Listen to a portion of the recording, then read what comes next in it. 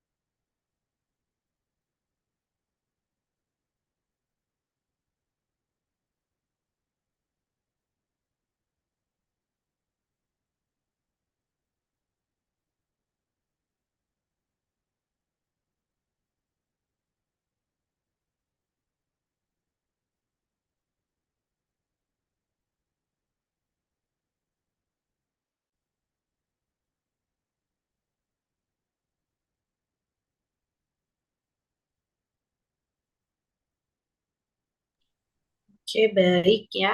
Ya, saya cukupkan untuk mengerjakan pretestnya.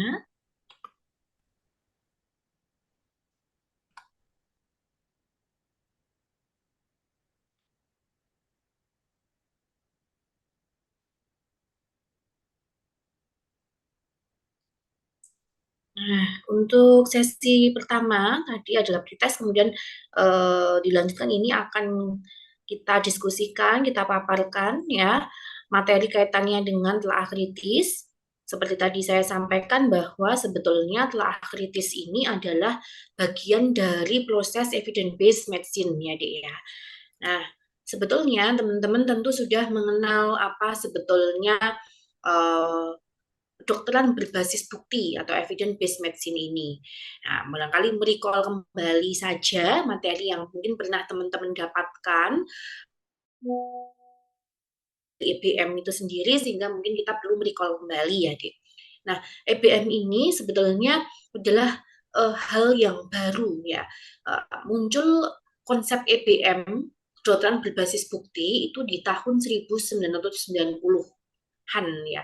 Jadi sekitar 1990 1991. Nah, karena merupakan konsep yang baru, jika misalnya nih teman-teman mencari materi kaitannya dengan EBM, misalnya dalam mesin pencarian PubMed ya, search engine di PubMed itu mungkin akan tidak didapatkan artikel EBM yang terbit sebelum tahun 1991. Kemudian menurut sejarahnya itu kemudian mulai berkembang konsep ini karena ada pro dan kontra, sehingga mungkin akan uh, bertambah jumlah artikel publikasi pengembangan keilmuan terkait dengan EBM itu di tahun 1996 dan seterusnya di tahun 2000 ke atas itu semakin banyak konsep EBM ini diterima ya. Belum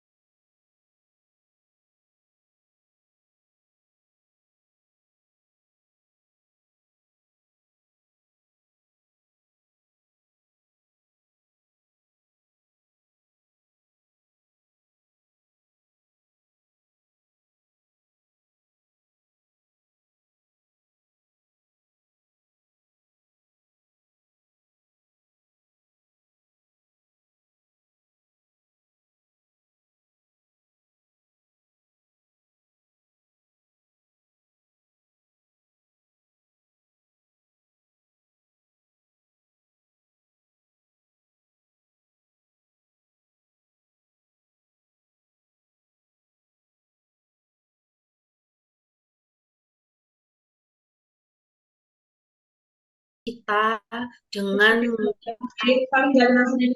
kondisi kesehatan yang baru bagi kita. Contohnya yang kemarin ya, kita beberapa tahun yang lalu mengalami pandemi COVID-19. Nah, COVID-19 pada manusia itu adalah hal yang baru. Sehingga kalau kita mau menyelesaikan masalah terkaitan dengan COVID-19, kita harus browsing ya, kita harus mencari literatur untuk menjawab apapun pertanyaan pada pasien terkait COVID-19, misalnya apakah penyebabnya, bagaimana penularannya, kemudian misalnya terkait dengan bagaimana deteksi diagnostik untuk COVID-19, kemudian juga penata laksanaannya, prognosisnya. Nah, ini hal-hal yang tidak bisa terjawab karena mungkin pertanyaan yang untuk penyakit yang baru. Sehingga untuk itu tenaga kesehatan harus update dengan melakukan hal-hal yang berkaitan dengan EBM, yaitu satu pembuatan pertanyaan klinis, kemudian yang kedua adalah pencarian literatur, ya, dan yang ketiga adalah telah kritis. Yang selanjutnya pada tahapan telah kritis ini kita bisa pastikan baru bisa memutuskan apakah artikel ini bisa kita implementasikan pada pasien kita. Kemudian di tahap selanjutnya setelah kita mengimplementasikan kepada hasil-hasil penelitian tersebut, kita mengevaluasi apakah ada permasalahan baru terkait itu. Yang kemudian siklus ini akan berulang kembali dalam konsep PBM. Jadi konsep PBM ini suatu siklus ya, tidak berhenti di satu titik. Jadi selalu ada hal-hal pertanyaan kembali atas untuk masalah pasien yang kemudian harus kita atasi dengan langkah yang sama. Nah, konsep ini tidak hanya pada penyakit-penyakit yang baru ya, tapi bisa pada penyakit yang mungkin sudah lama ada gitu ya. Misalnya penyakit demam berdarah atau dengue fever itu, atau misalnya penyakit juga non infeksius gitu ya. Saya penyakit kongenital atau misalnya penyakit keganasan, bahkan juga tidak hanya konsep penyakit ya. Jadi kita bisa juga menerapkan EBM ini di bidang yang lain, misalnya kebijakan kesehatan gitu. Nah, jadi kalau misalnya kita mau memutuskan kebijakan implementasi suatu program, nah itu kita juga bisa mengacu pada artikel-artikel terkait dengan kebijakan program gitu. Dan kemudian berulang prosesnya. Nah, sehingga EBM ini bagian dari proses-proses tadi secara definisinya ini adalah adanya penata laksanaan pada pasien yang berpegang pada bukti ilmiah yang sahih dan juga mutakhir, yang kemudian tiga konsep penting di dalamnya itu kita harus mampu untuk melakukan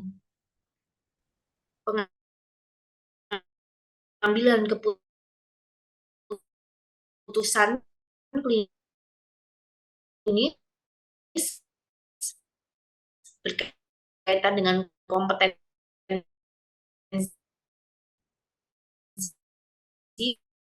seorang. Jadi bagaimana nilai-nilai pilihan pasien pada keputusan klinis dokter dan juga bukti ilmiah. Nah, bagaimana pasien ini kemudian akan memutuskan selain dalam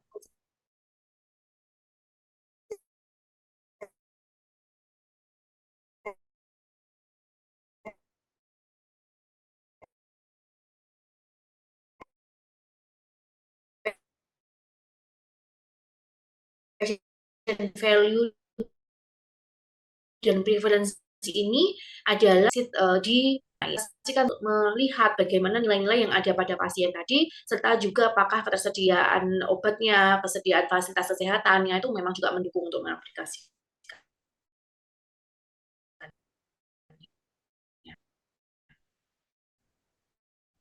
Tadi yang terhadap masalah pasien, jadi pertanyaan ini adalah bisa muncul dari pasien sendiri yang bertanya kepada kita, atau kita sendiri yang kemudian ingin menyelesaikan masalah yang ada pada pasien tersebut. Nah, dalam proses ini kita akan membuat konsep pertanyaan yang mudah terjawab gitu ya. Biasanya yang juga teman-teman mungkin pernah mengenal adalah konsep dengan PICO ya. P, I, C, dan juga O. P-nya ini patient, intervention, I-nya, C-nya ini comparison-nya, O-nya ini outcome-nya. Jadi setiap pertanyaan itu kita harus konsepkan dalam PICO. Kenapa harus dikonsepkan sebagai PICO? Karena itu akan memudahkan pencarian bukti ilmiah. Yang mungkin juga proses ini pernah teman-teman dapatkan ya, kalau di semester 3 kemarin ya. Bagaimana mengaplikasikan konsep PICO untuk mencari bukti-bukti ilmiah sebanyak-banyaknya. Seperti kita kalau mau memancing bukti ilmiah itu, membahan-bahan bukti ilmiah itu seperti memancing. Nah, kemarin ya saya yang pada semester yang lalu mungkin juga teman-teman sudah dapatkan, seperti kalau kita mau mendapatkan banyak bukti atau banyak artikel dengan konsep PICO ini, kita seperti menjala artikel ini kita analogikan sebagai ikan, maka artikel-artikel yang banyak itu akan kita dapatkan kalau kita jala kita itu besar, kita menggunakan kapal yang besar di lautan yang luas. Nah, inilah penggunaan dari konsep PICO ini akan lebih memperluas kesempatan untuk mencari banyak artikel tadi ya. Tapi kalau kita tidak menggunakan konsep PICO, jadi tidak mengubah suatu masalah kesehatan dalam bentuk pertanyaan dalam konsep PICO, maka kita seperti mengail ikan hanya di sungai yang kecil. Tentu akan mendapatkan bukti atau artikel yang sedikit. Nah, kalau artikelnya sedikit mungkin akan menjadikan kesimpulan dalam jawaban ya, kesimpulan untuk menjawab pertanyaannya itu menjadi mungkin bias, tidak lengkap gitu ya, tidak sesuai dengan situasi gitu. Jadi memang diharapkan mencari artikel sebanyak-banyaknya. Nah, proses 1 dan 2 tadi, pertanyaan PICO, kemudian pencarian literatur, ini sebetulnya diharapkan teman-teman sudah mampu melaksanakan konsep tersebut gitu ya. Nah, sehingga selanjutnya hal apa yang kita perlu lakukan ya, ini yang akan kita bahas, yaitu konsep pada mengappraise ya, menelaah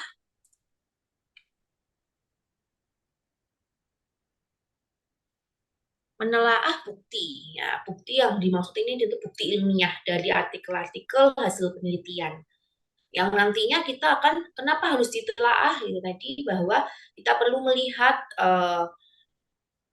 bagaimana suatu artikel ini memang layak, mampu untuk kita aplikasikan di pasien kita. Nah, sehingga memang konsep evidence based medicine ini saling berkaitan ya, berkaitan dengan konsep epidemiologi klinis. Jadi kalau kita tahu konsep epidemiologi itu adalah ilmu yang mempelajari faktor-faktor determinan, faktor-faktor yang mempengaruhi terjadinya penyakit gitu. Nah, epidemiologi klinis itu adalah konsep faktor ilmu yang mempelajari hal-hal faktor-faktor determinan penyakit klinis ya yang berkaitan dengan langsung pada pasien. Jadi yang dimaksud dengan epidemiologi klinis ini faktor-faktor yang mempengaruhi bagaimana implementasi keilmuan epidemiologi langsung kepada pasien. Jadi epidemiologi klinis ini ilmunya, EBM ini adalah implementasinya gitu ya. Nah, inilah pada proses.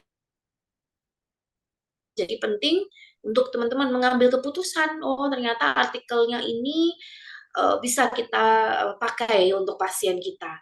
Bisa dalam bentuk hasilnya adalah penerapan suatu terapi obat, jadi kita ada obat baru, kita kasihkan ke pasien tersebut, atau kita punya alat diagnostis baru yang kita perlu untuk kita berikan ke pasien tersebut. Jadi alat diagnostik ini seperti pemeriksaan penunjang gitu ya, kita perlu sarankan untuk melaksanakan pemeriksaan penunjang tersebut kepada pasien kita. Ya, ini setelah melalui appraise pada artikel yang berkaitan dengan uji diagnostik tersebut. Atau bisa juga konsep yang lain ya, misalnya pemberian informasi kaitannya dengan prognosis suatu penyakit. Jadi misalnya pasien tuh bertanya bagaimana ya prognosis penyakit mungkin keganasan atau mungkin penyakit kronis lainnya ya, misalnya penyakit jantung, penyakit stroke misalnya, dan penyakit-penyakit lain ya, nggak harus di bidang penyakit tidak menular, jadi bisa penyakit apapun gitu ya. Nah, itu kita secara prognosisnya bagaimana kita bisa melakukan pemberian informasi tersebut setelah kita melakukan appraisal pada bukti. Nah, tadi sudah kita jelaskan konsep 1 dan 2, ini yang ketiga adalah kita perlu membuat telaah ya. Nanti memang akan kita pelajari. Nah, selain adanya konsep epidemiologi klinis yang kita perlu menjadi acuan ya, yang sangat banyak digunakan ya konsep-konsep epidemiologi klinis nanti memang akan diimplementasikan pada instrumen telah kritis. Itu kita juga perlu merecall kembali konsep dari desain-desain penelitian. Ya, jadi desain-desain penelitian ini ada banyak ya jenisnya, kuantitatif, kualitatif gitu. Kemudian juga kita bisa bedakan apakah jenis penelitian kuantitatif yang analitik atau deskriptif gitu. Kemudian juga kita bisa recall kembali bahwa um, desain penelitian manakah yang sesuai jika kita akan um, mencari artikel-artikel yang berkaitan dengan uji diagnostik ataupun uji terapi, atau misalnya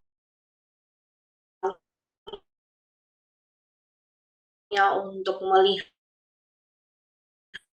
faktor resiko seperti itu. Nah, tentu kalau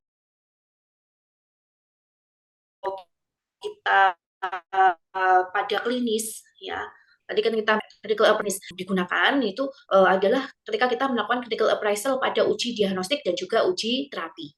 Meskipun tadi ya ada sangat banyak, nggak hanya uji terapi dan diagnostik, bisa prognosis untuk lihat faktor resiko dan lain-lainnya. Kalau untuk lihat uji diagnostik ataupun uji terapi, tentu kita akan pilih artikel-artikel penelitian yang desainnya adalah randomized control trial. Ya, kemudian kalau misalnya kita akan melihat mau mencari untuk atau press ya, menelaah artikel ilmiah untuk melihat bagaimana prognosis suatu penyakit, maka kita akan lebih baik mencari artikel-artikel dengan desain penelitian kohort. Gitu. Kemudian kalau misalnya kita mau melihat bagaimana proses ini ya, faktor resiko. Nah, faktor resiko suatu penyakit gitu, kita juga bisa ya, kita bisa kohort bisa ya, atau desain yang lain, misalnya cross sectional begitu atau case control. Jadi masing-masing punya desain penelitian yang lebih sesuai untuk diterapkan ketika uji klinis yang mau diterapkan itu terkait tujuan informasi apa gitu. Nah, sehingga ini juga menjadi bekal penting ya untuk dipahami terlebih dahulu sebelum kita melakukan critical appraisal. Nah, kita akan berikan ilustrasi kasus contoh ya. Jadi misalnya nih ada pasien laki-laki, ini saya buat contoh kasus COVID-19. Jadi ini pasiennya itu datang waktu kita awal-awal pandemi itu datang dengan keluhan demam dan juga batuk gitu. Kemudian punya riwayat bepergian ya, ke Jakarta yang saat itu kasus pertama muncul terdeteksinya itu di sana gitu ya. Kemudian dalam prosesnya kita masih belum tahu nih alat diagnostik yang menjadi baku emas dari COVID itu apa gitu. Ya, sehingga kemudian kita menggunakan alat diagnostik yang ada, yaitu berupa CT scan torak. Ya. Nah, dari CT scan torak ini didapatkan adanya gambaran ground glass appearance. Nah, sedangkan seperti kita ketahui sebetulnya baku emas untuk COVID-19 itu adalah PCR ya. Nah, sehingga kita karena keterbatasan waktu itu kita ilustrasikan di gambaran saat dulu masih belum banyak alat PCR di kota-kota di Indonesia gitu. Jadi masih terbatas ya. Sehingga dengan gambaran alat diagnostik radiologis CT scan torak dengan gambaran ground glass appearance ini apakah bisa digunakan sebagai alat diagnostik sehingga kita perlu memastikan oh kalau ini di kota saya nih belum ada PCR atau PCR tapi punya CT scan. Nah, pasien yang terduga COVID-19 ketika saya lakukan CT scan didapatkan gambaran ground glass appearance, apakah kita kemudian itu bisa dijadikan patokan sebagai alat diagnostik sehingga menjadikan diagnostik positif bahwa kalau ada ground glass appearance dari CT scan, maka ini adalah pasien COVID-19 positif, bukan lagi suspek gitu ya. Nah, di sinilah kita perlu kemudian melakukan telah kritis terhadap bukti-bukti ilmiah.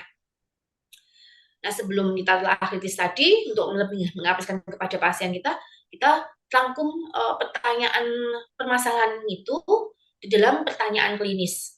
Nah, pertanyaan klinis di sini, apakah kita pasien COVID tersebut itu benar-benar mengalami COVID-19 jika CT scan-nya mendapati gambaran ground glass appearance. Nah, dari pertanyaan klinis tersebut, kemudian tadi kita akan mencari literatur ilmiah. Nah, dalam proses pencarian literatur ilmiah, kita konsepkan dahulu konsep PICO-nya.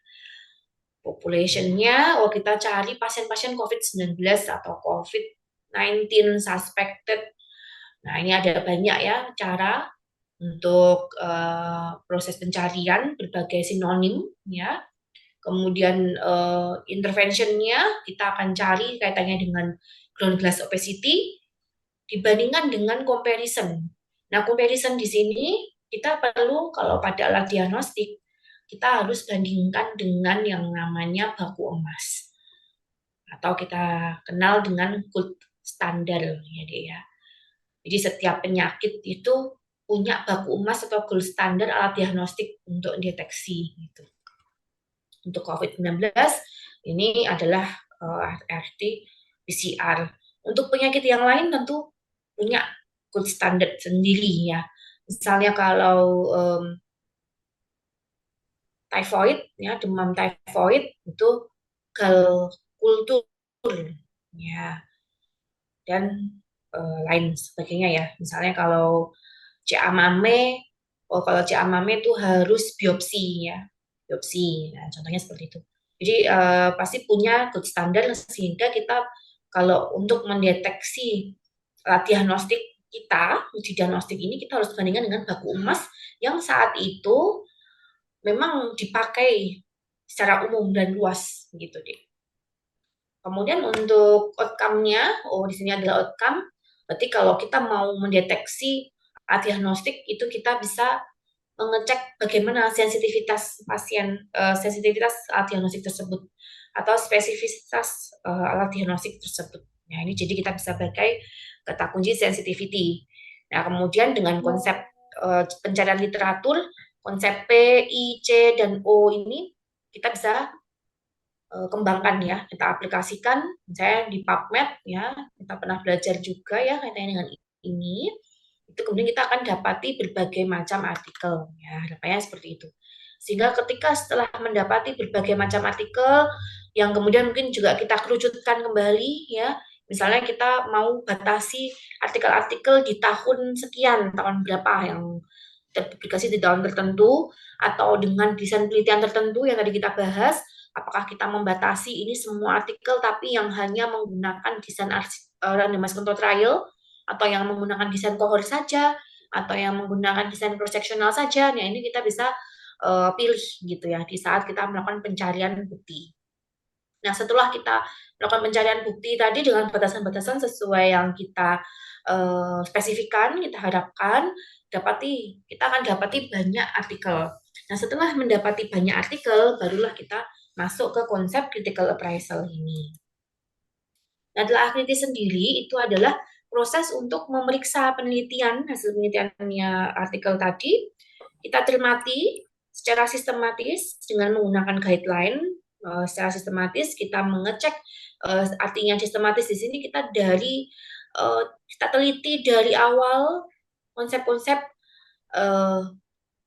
artikel tersebut ya, sehingga tidak hanya kita baca bagian abstraknya saja atau resultnya saja atau mungkin kesimpulannya saja gitu. Tapi kita perlu menyeluruh gitu di semua bagian artikel. Nah, tentu mungkin akan banyak memakan waktu gitu ya. Ya kalau kita mau baca secara luas. Oleh karena itu, dalam penelaahan ini kita punya instrumennya, punya guideline-nya, punya instrumen untuk menilai suatu artikel di poin-poin mana saja gitu, Dek.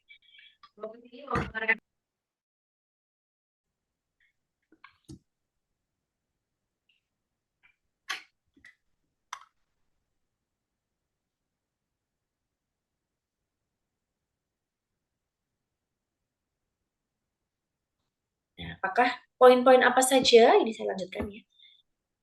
Nah, poin-poin yang akan dinilai dalam satu artikel itu adalah 3 hal ya, yaitu validitasnya atau validity-nya, kemudian importance-nya, atau kepentingannya, nilai-nilai, ya, jadi nilai kepentingan itu sama, yaitu importance.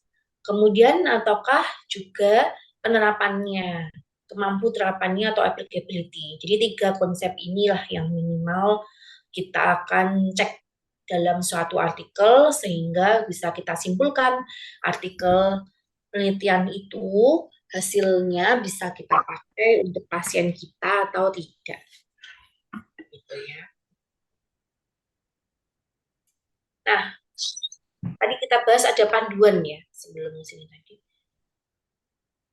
Nah, bahwa panduannya ini sangat banyak sekali panduan untuk melakukan telah kritis ya, Dek. Dan ada berbagai institusi itu punya bisa menerbitkan instrumen untuk telah kritis ini. Iya, offline. Contohnya misalnya di negara barat itu misalnya ya Harvard University, terus mungkin kalau di konsep Indonesia misalnya kita punya Cochrane, nah, itu menerbitkan instrumen-instrumen yang sudah tervalidasi untuk digunakan dalam critical appraisal. Jadi kalau teman-teman browsing untuk di Google, instrumen critical appraisal itu sangat banyak sekali. Meskipun banyak, tetapi konsep utamanya itu yang kita pegang adalah tiga hal tadi ya, validity-nya, importance-nya, dan juga applicability-nya. Meskipun pertanyaan-pertanyaan untuk menggambarkan konsep tiga ini itu bisa macam-macam sekali. Jadi pertanyaan-pertanyaan guideline-nya itu sangat banyak tergantung guideline yang dipakai apa. Begitu. Selama guideline yang dipakai itu valid dari sumber yang bisa dipercaya, jadi sahih, itu teman-teman bisa pakai sebetulnya gitu ya. Nah,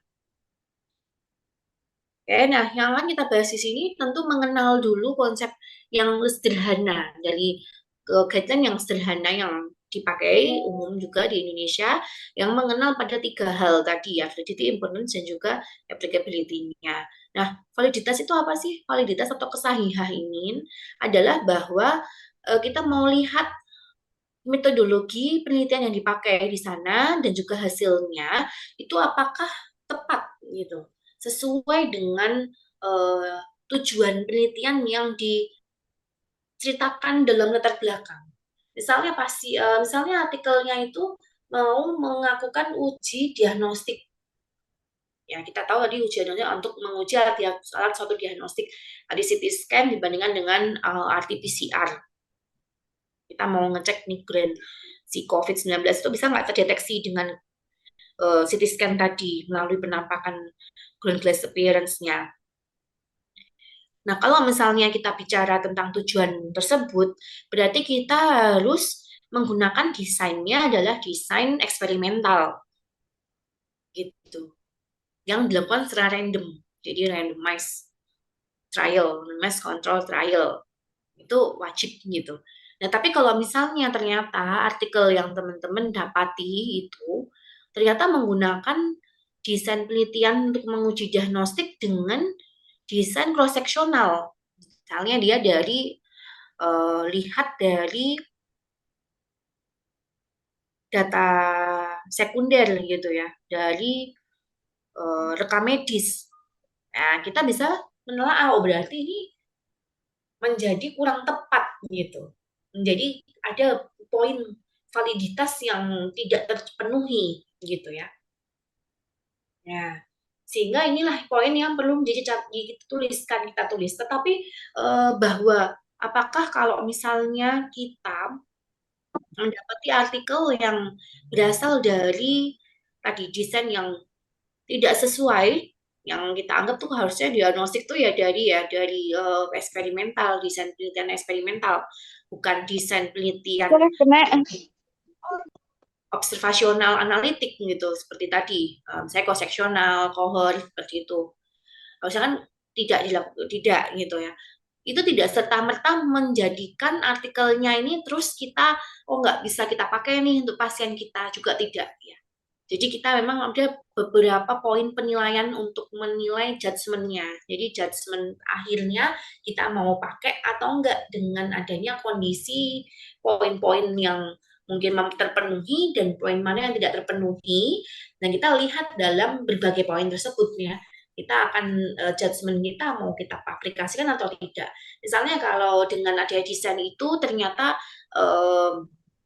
sangat kita butuhkan penggunaan alat diagnostik itu dengan nilai-nilai applicability-nya, kemudian um, nilai-nilai importance-nya itu kita memang terpenuhi, ya maka bisa saja tetap kita pakai gitu ya, Dek.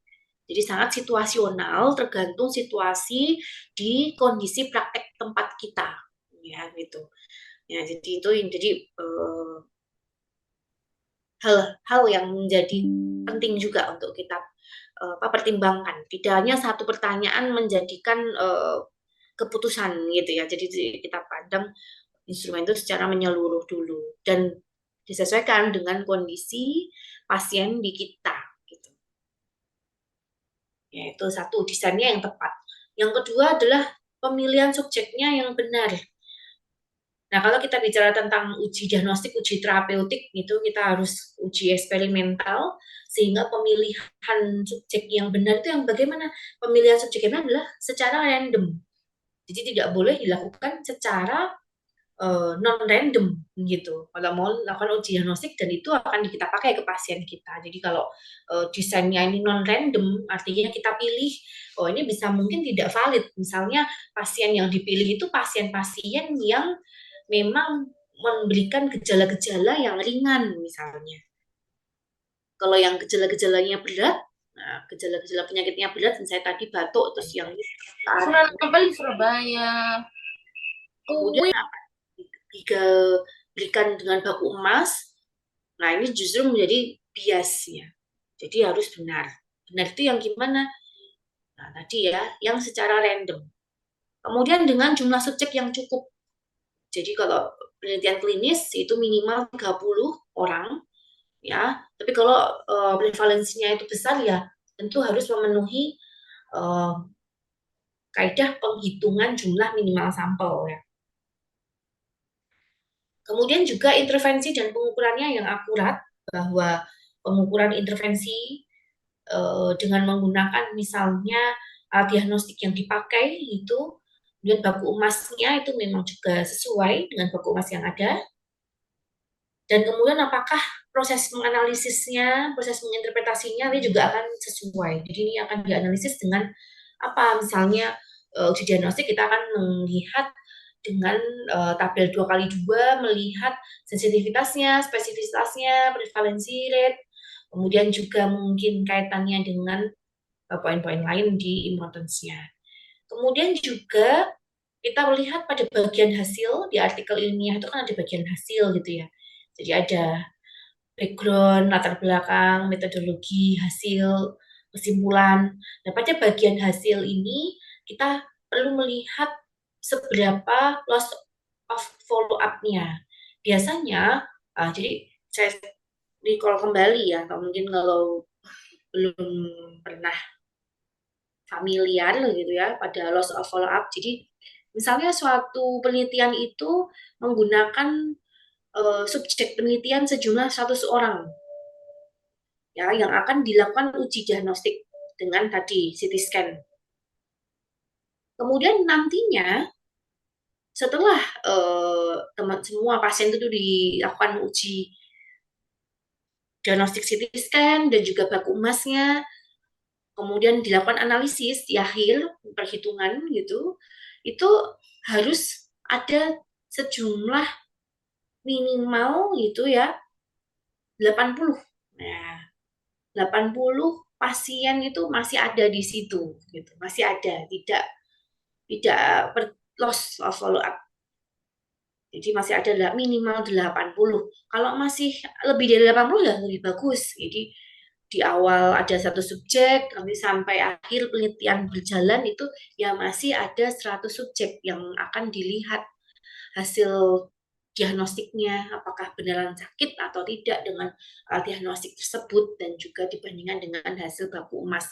Nah, kalau yang disebut loss of follow up itu kita sebelum penelitian berakhir, pasien tersebut belum selesai dilakukan penelitian. Bisa jadi misalnya karena meninggal dunia, atau berpindah lokasi tempatnya. Jadi misalnya pasien itu di Surakarta, terus sudah dilakukan uji ground glass CT scan, tapi belum dilakukan PCR, jadi belum selesai penelitiannya, sudah pergi ke kota lain, misalnya sudah misalnya domisilinya di luar kota atau berpindah lokasi domisili, jadi sehingga kita tidak bisa lakukan pengecekan dengan PCR di pasien tersebut. Nah, kalau pasien-pasien yang tadi meninggal dunia atau pergi tadi kita sebut sebagai loss of follow up ya, pasien-pasien loss of follow up itu lebih dari 20%, jadi tinggal di bawah 80% dari total awal subjek penelitian, maka ini juga menjadi kurang valid itu. Kemudian untuk kepentingan importance dari suatu artikel itu penting atau enggak, bermaknanya atau tidak, itu kita lihat dari berbagai nilai ya. Kalau di bidang uji diagnostik, kita akan lihat bagaimana nilai spesifisitas dan sensitivitas alat diagnostik itu. Kemudian juga nilai positive predictive value-nya kita bisa lihat. Kemudian kalau pada uji terapi, ya, kalau uji terapi itu bedanya apa sama uji diagnostik? Uji terapi itu adalah untuk menguji suatu obat ya, suatu terapi, misalnya obat ya umumnya. Misalnya obat baru dibandingkan dengan obat yang sebelumnya ada. Apakah akan meningkatkan kesembuhan atau tidak? Maka kalau di uji terapi, kita pada akhirnya kita akan menghitung number itu, Cik.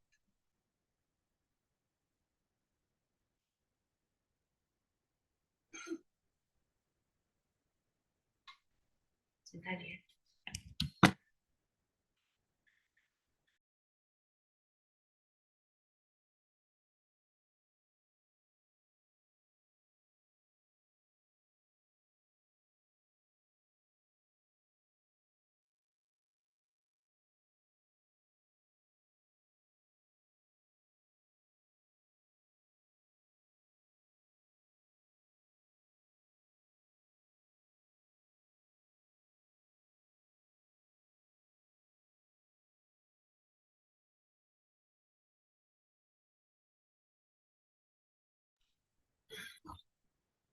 Baik.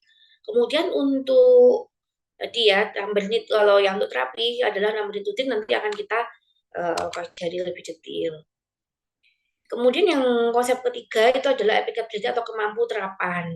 Nah, jadi di sini kita akan melihat apakah, jadi ini dari kita bisa lihat salah satunya dari bagian di diskusi, di discussion yang ada di artikel. Nah, apakah hasilnya dari artikel itu tuh bisa kita aplikasikan ke pasien kita. Misalnya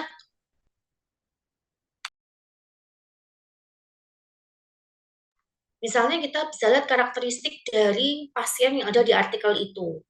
Misalnya gejala-gejala klinisnya COVID-19 di artikel tersebut itu sama seperti gejala COVID-19 yang ada di pasien kita. Kemudian atau misalnya kaitannya dengan prevalensinya. Jadi prevalensi kasus COVID-19 dari uji diagnostiknya, dari artikel itu sama seperti di kita, di lingkungan kita, di tempat praktek kita. Berarti kita bisa terapkan juga. Atau pertimbangan-pertimbangan lain adalah nilai-nilai pada pasien. Artinya misalnya terapi yang digunakan itu tidak bertentangan dengan nilai-nilai sosial yang dimiliki oleh pasiennya, gitu. Kemudian selain itu juga dalam penerapan, bagaimana ketersediaan obat itu di tempat praktek kita, bagaimana fasilitas kesehatan tempat kita praktek itu mampu memfasilitasi penyediaan alat diagnostiknya, penyediaan terapi obat tersebut. Nah, inilah yang perlu kita lihat dalam guideline kemampu terapan ini. Nah, setelah 3 poin tadi kita isikan, baru kita bisa buat judgement, ya. Kita bisa buat keputusan, oh ini hasil artikelnya bisa kita berikan untuk pasien kita atau tidak. Sehingga sangat situasional ya sebetulnya. Bisa jadi suatu artikel itu hasilnya mungkin bisa dipakai di negara barat, tapi di Indonesia tidak bisa kita terapkan. Dan atau sebaliknya. Jadi sangat tergantung, sehingga critical appraisal ini tidak bisa dijawab dengan jawaban yang pasti untuk semua tenaga kesehatan gitu. Jadi setiap tenaga kesehatan itu punya sisi penilaian masing-masing untuk judgement dia bisa menerapkan ke pasien kita atau tidak. Terutama ya mungkin yang berbeda daerah ya, beda daerah, beda negara. Nah, ini mungkin bisa menjadi berbeda hasil telah kritisnya. Gitu. Oke, ini adalah beberapa poin pertanyaan yang nanti juga ada di instrumen ya secara detail. Nanti mungkin juga kita bisa bahas. Mungkin yang kita bahas selanjutnya pada poin importance-nya ini. Ya, jadi pada bagian kepentingan suatu artikel ini, nanti kita akan lihat poin-poin perhitungan ya, Dek, ya. Kita menghitung sensitivitas dan spesifitas kalau misalnya itu adalah uji diagnostik. Nah, ini mungkin hal yang perlu teman-teman recall, mungkin juga perlu dikuatkan dulu konsep bagaimana menghitung sensitivitas dan spesifitas. Ya, kalau secara definisi, sensitivitas itu adalah proporsi pasien yang sakit dari hasil uji diagnostik positif. Jadi yang dimaksud dengan hasil uji diagnostik itu hasil yang uji diagnostik yang akan kita teliti dibandingkan dengan baku emas ya. Jadi proporsi yang positif, ground glass appearance-nya itu positif ya, plus juga dari baku emasnya yang dia juga positif dibandingkan dengan seluruh pasien yang positif COVID berdasarkan PCR. Itu adalah sensitivitas. Sedangkan spesifisitas adalah seberapa proporsi subjek yang tidak sakit berdasarkan hasil uji diagnostiknya berarti negatif di antara hasil baku emas yang memberikan hasil pasien itu memang betul tidak sakit. Ya. Nah, kemudian kita bandingkan itu sehingga nanti mau dilihat bagaimana alat diagnostik tersebut bisa menjadi alat screening atau alat diagnostik seperti itu. Nah, ini semakin tinggi nilai sensitivitas spesifitasnya, tinggi itu seberapa sih? Mendekati 100% gitu ya.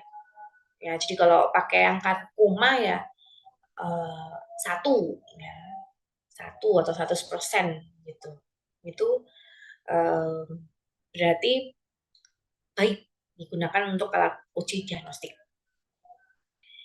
Nah, bagaimana cara menghitung dalam proporsi sensitivitas suatu alat diagnostik, spesifitasnya diagnostik itu kita buat tabel 2x2 seperti ini ya, Dek. Kemudian teman-teman isi dari artikel itu. Jadi artikel itu biasanya tidak secara eksplisit ya. Me, Artikel itu tidak secara spesifik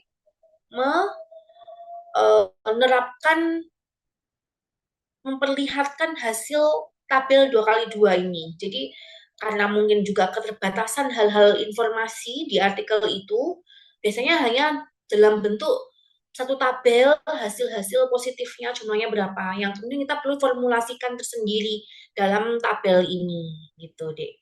Nah, tabelnya ini adalah kita bisa lihat poin tabel kolom A itu kita isikan jumlah pasien yang hasil ujinya diagnostik yang tadi sedang diujikan itu positif, tapi juga dari baku emasnya positif juga.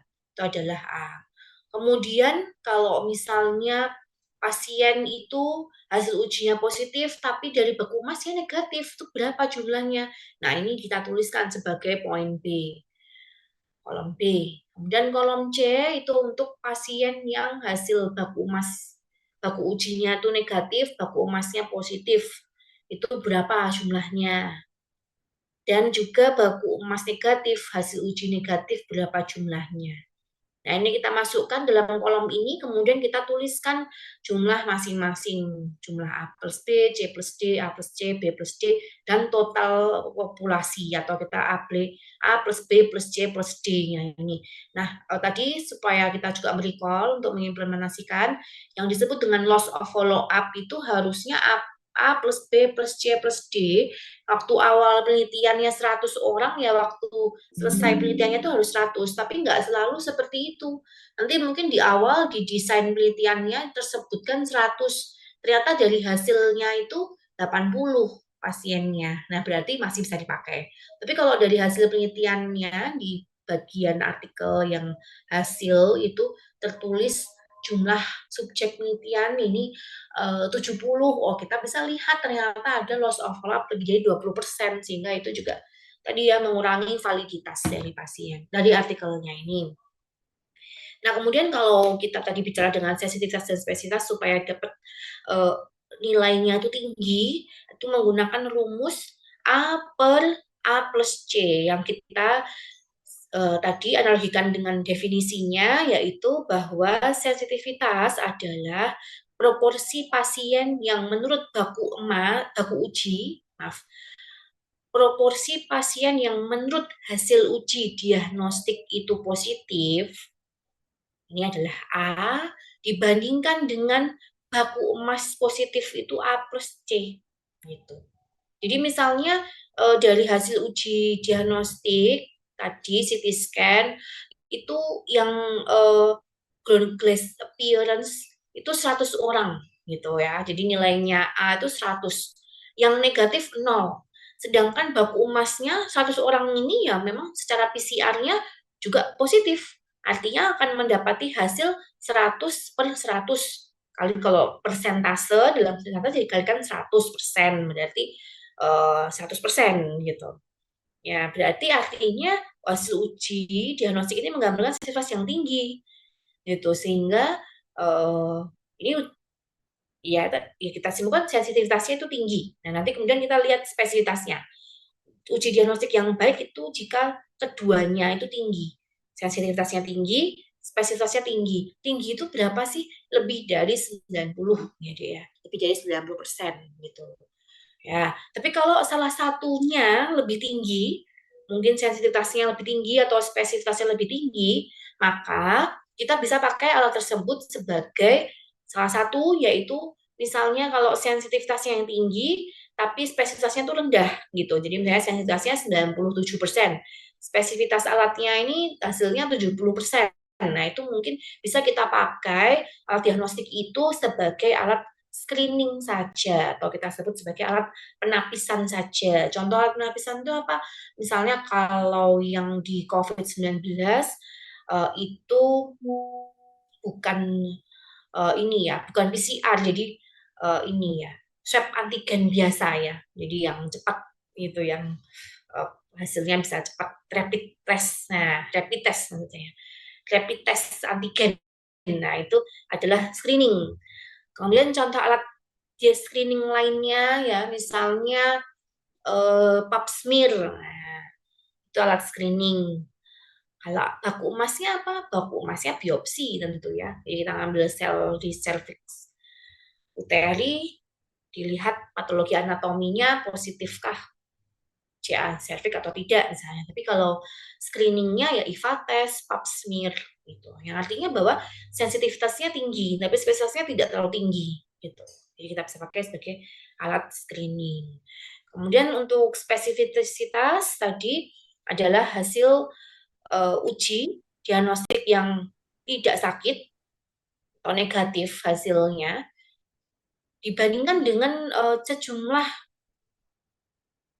proporsi pasien yang menurut baku emas itu memang juga tidak sakit atau B plus D. Tuh. Kemudian kemampuan terapan tadi sudah kita bahas ya. Selanjutnya pada clinical trial kritis untuk uji studi terapi. Validitas ini sebetulnya serupa, hampir serupa dengan diagnostik. Kita perlu lihat apakah perlakuannya diambilnya juga harus random ya. Nah, perbedaannya adalah kalau uji diagnostik, alat diagnostik itu kan kita mau membandingin uji alat diagnostik yang kita tes dengan baku emas. Kalau uji terapi ini kita akan bandingkan antara obat yang akan kita berikan dengan pembandingnya. Nah, kelompok pembanding ini kita sebut sebagai kontrolnya, kelompok kontrolnya. Nah, kelompok kontrol ini bisa jadi mendapatkan obat yang ingin dibandingkan, misalnya nih antibiotik A dibandingkan dengan antibiotik jenis baru, antibiotik B gitu. Atau bisa juga kelompok kontrol ini mendapatkan placebo gitu. Nah, berkaitan dengan keetika penelitiannya, nah ini juga memang ada ya etikanya. Bagaimana studi eksperimental dalam bidang terapi ini menjadi layak secara etika untuk memberikan placebo pada pasien. Nah, ini tentu ada guideline-nya. Jadi kalau misalnya mau ngasih placebo itu kita juga harus tadi ya sesuai dengan kelayakan etikanya. Misalnya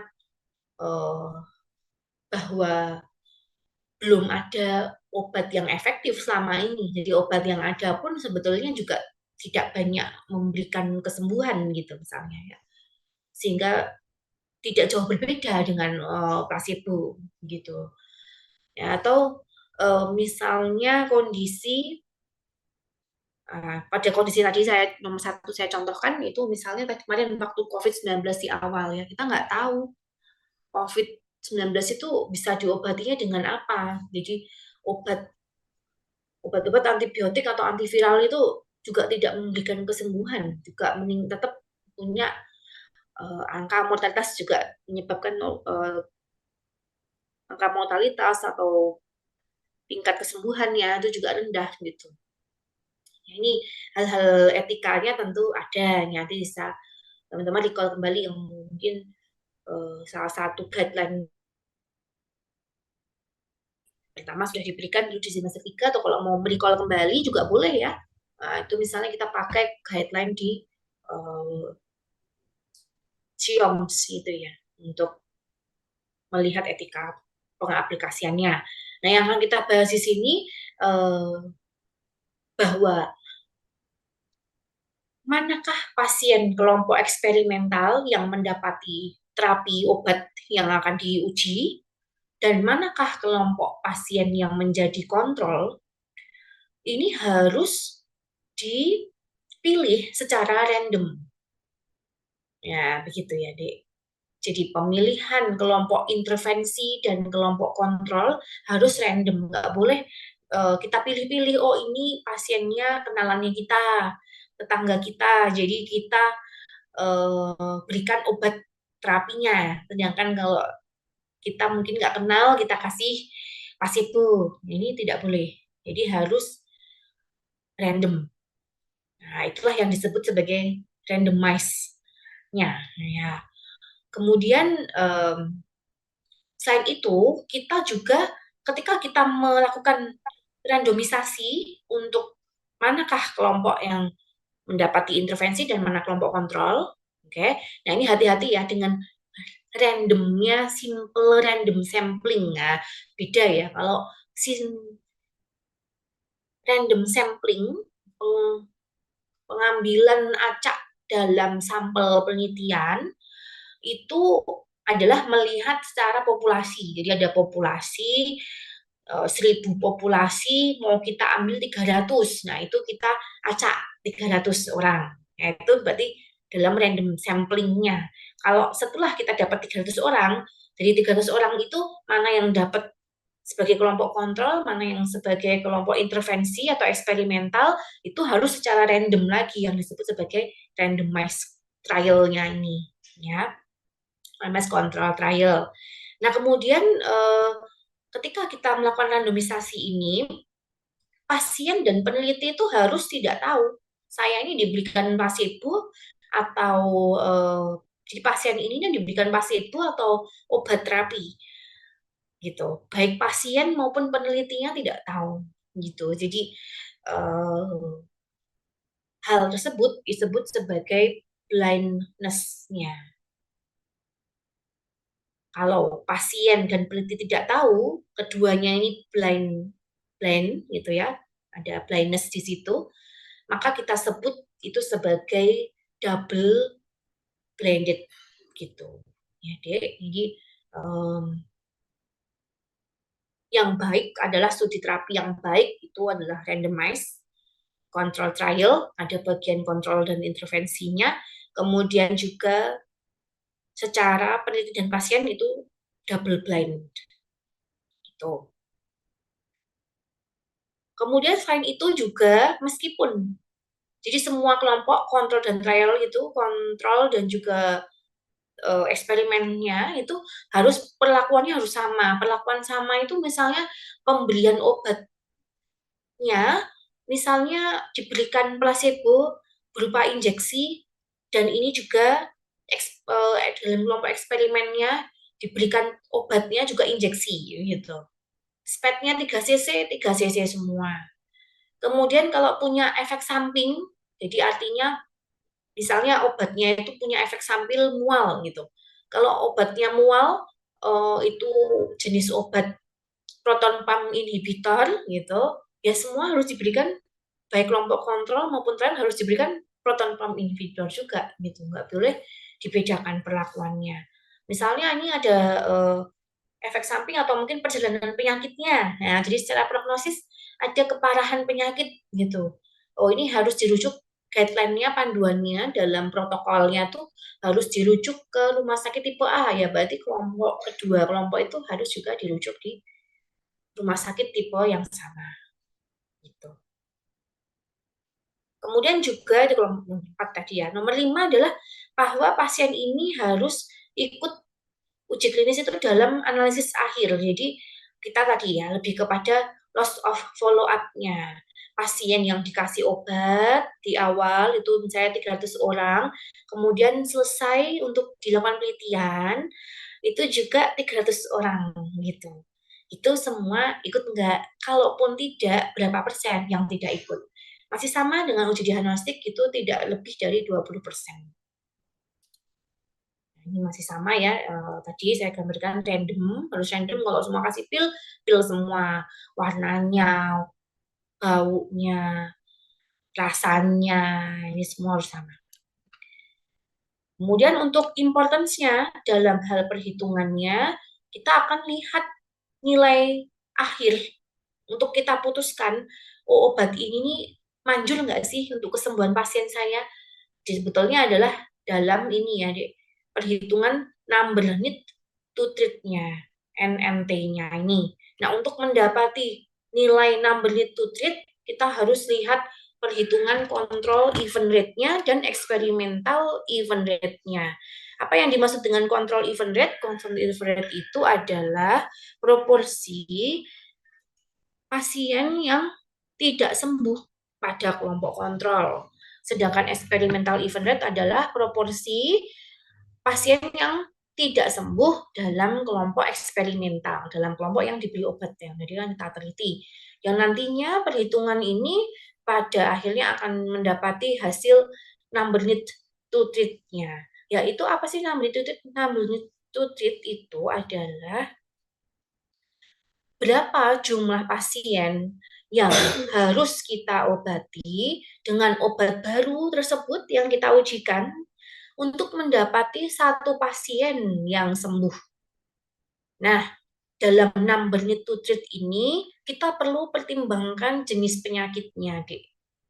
Sebetulnya, semakin kecil nilai number need to treat, ya, berarti semakin efektif obat itu, semakin manjur obat itu.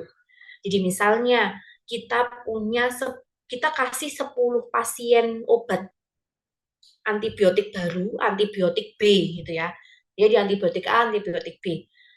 Jadi kalau kita kasih 10 pasien dengan antibiotik B, ada satu yang sembuh. Nah, berarti kita sebut number need to treat-nya itu 10 ya hasilnya. Jadi NNT 10. Oh, berarti butuh 10 pasien yang minum obat B, antibiotik B, untuk dapat satu pasien yang sembuh. Number need to treat 18. Oh, berarti ada 18 orang yang minum, itu cuma satu yang sembuh. Gitu.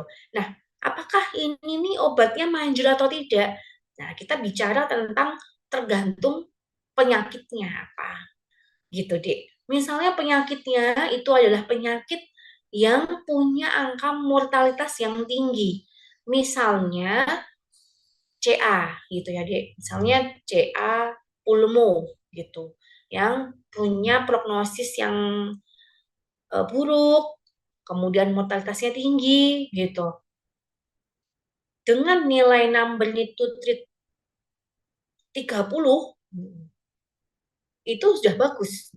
Karena selama ini belum ada kesembuhan pada pasien CA pulmo. Seperti itu ya.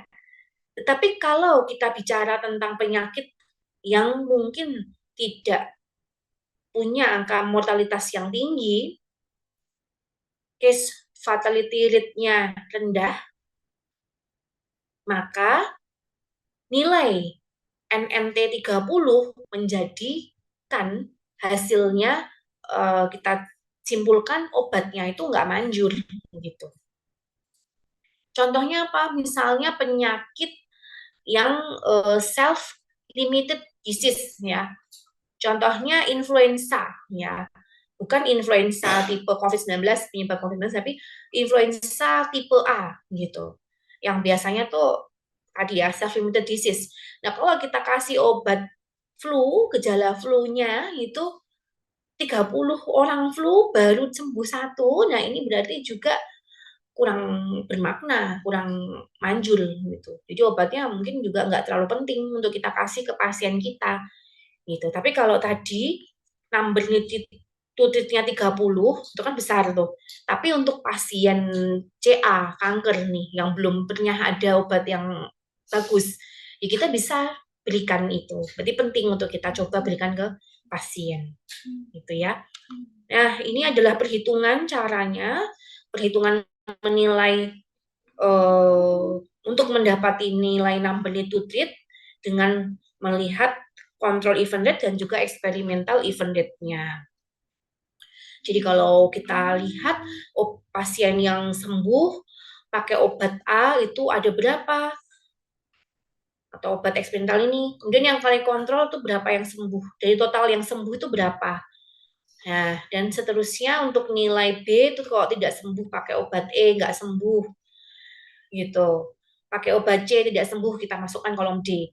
Kemudian dengan perhitungan kontrol event rate tadi adalah pasien yang tidak sembuh dengan pemberian obat kontrol D, dan eksperimental event rate itu adalah pasien yang tidak sembuh ya setelah diberikan eksperimental rate B ya dalam proporsi bahwa pasien total diberikan obat kontrol ya dan diberikan obat eksperimentalnya. Nah, dapatlah nilai CER dan IER-nya ini. Kemudian dari sini kita akan lihat relative risk reduction dan absolute risk reduction-nya. Nah, dengan adanya nilai dari ARR inilah yang kita bisa pakai untuk melihat number need to treat-nya. Jadi ya, satu, misalnya ARR-nya itu 0,2, nah jadi number need to treat-nya 5. Nah, jadi berarti butuh 5 pasien untuk dapat dia pasien sembuh 1. Dan applicability yaitu sama hampir serupa dengan diagnostik ya. Apakah pasien di artikel itu sama seperti penelitian di di situasi pasien kita, apakah tersedia, kemudian juga pengobatannya itu sesuai dengan nilai-nilai di masyarakat, nilai sosial, budaya, agama, seperti itu. Saya rasa itu gambaran dari ini artikel ini ada referensi yang bisa teman-teman akses ya untuk lebih memperdalam. Mungkin sampai di sini dulu sebelum memperkenalkan instrumennya gitu. Mungkin ada hal yang ditanyakan, Dek?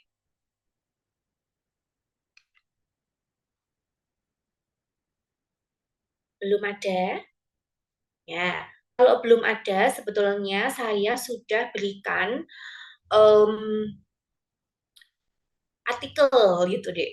Artikel di perwakilan angkatan untuk sebagai uh, acuan latihan melaksanakan telah kritis gitu dengan 2 tools ya. Tools yang pertama itu adalah lembar untuk um, diagnostiknya. Sebentar, saya share dulu supaya nanti familiar.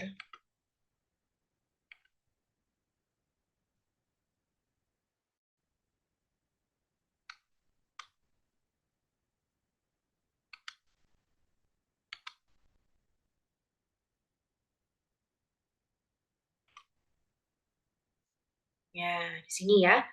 Jadi sudah saya berikan juga artikel untuk latihan serta juga lembar telah uji diagnostiknya.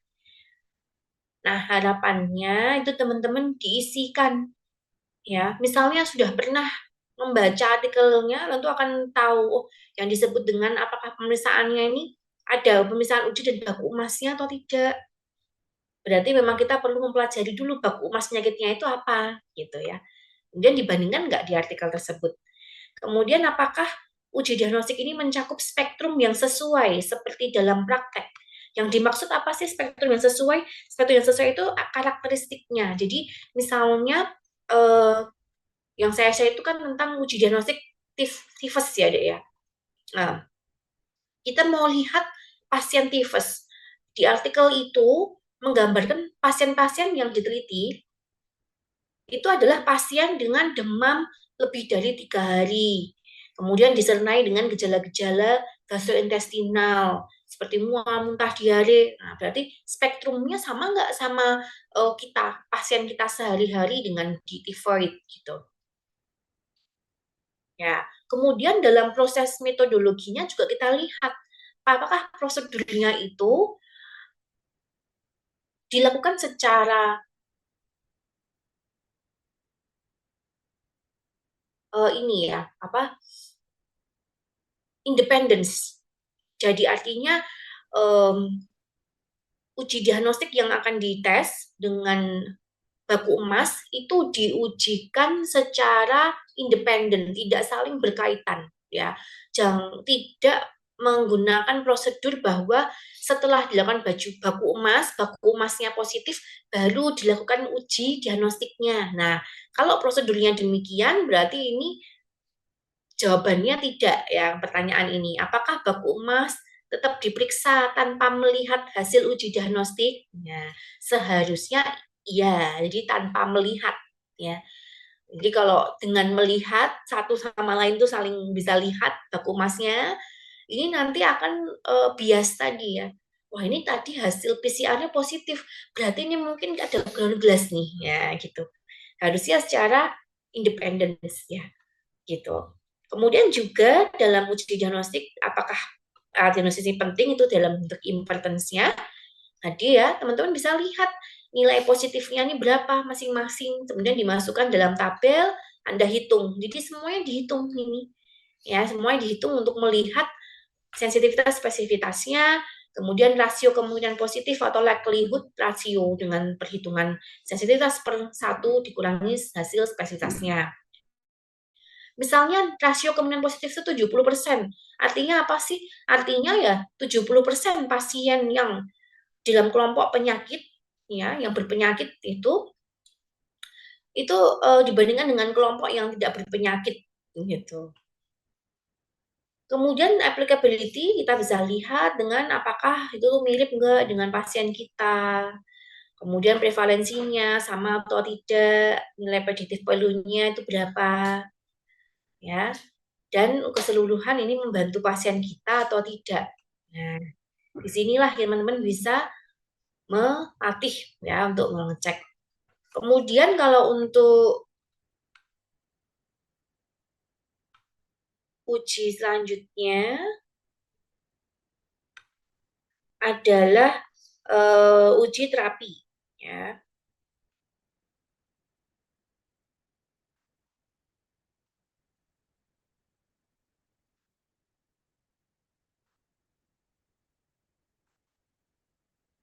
Nah, teman-teman juga bisa berlatih untuk mengisi artikel yang tadi sudah saya share itu tentang obat antibiotik gitu, ya. Kemudian dia lihat dia random atau tidak. Kemudian apakah kedua kelompok itu harus sebanding? Sebanding di sini tuh karakternya harus sama. Misalnya usianya usia dewasa, ya semua dewasa. Dewasa muda semua. Gitu. Ya. Kemudian mungkin jenis kelaminnya sama, kalau tidak berkaitan dengan jenis kelamin ya harus sama, sebanding sama. Ya. Kemudian hal-hal lain ya yang bisa memungkinkan perubahan hasil kalau karakteristiknya berbeda, yaitu harus kita bandingkan sehingga kita nilai dia sebanding atau enggak gitu. Kemudian juga selain obat ini diberikan adakah melakukan perlakuan yang sama itu tadi ya, misalnya kita mau ngasih obat tambahan ya karena ada gejala lain gitu. Nah, kalau muncul gejala gatal diberikan obat gatal di semua kelompok gitu. Kemudian kita juga perhitungkan ya dengan ini tabel 2x2 kelompok eksperimen dan kontrol. Kemudian untuk menghitung kontrol event rate, experimental event rate ya, serta juga number need to treat-nya ini ya yang nanti kita bisa gunakan sebagai acuan. Sehingga pasien itu bahwa penting nggak diberi obat ini. Jadi ya, kepentingannya number need to treat itu kita harus sesuaikan dengan kondisi pasien itu penyakit pasiennya itu ya. Kemudian kita terapkan apakah yang ada di artikel itu karakteristiknya mirip dengan pasien kita atau tidak. Misalnya memungkinkan untuk diaplikasikan atau tidak. Misalnya berbeda ras, ya jadi berbeda ras mungkin bisa menimbulkan perbedaan metabolisme obatnya. Nah ini mungkin juga kita bisa sampaikan ini tidak mirip dengan pasien kita, gitu. Sehingga kita menjadi satu keutuhan ya, satu utuh gitu, keutuhan untuk tadi kesatuan yang utuh gitu. Pada kesimpulan telah kritis, oh ini nih artikelnya layak mampu kita terapkan pada pasien kita atau tidak gitu ya. Silahkan nanti bisa berlatih mengisikan ya yang tadi dari artikel dan instrumennya ini. Saya rasa itu yang bisa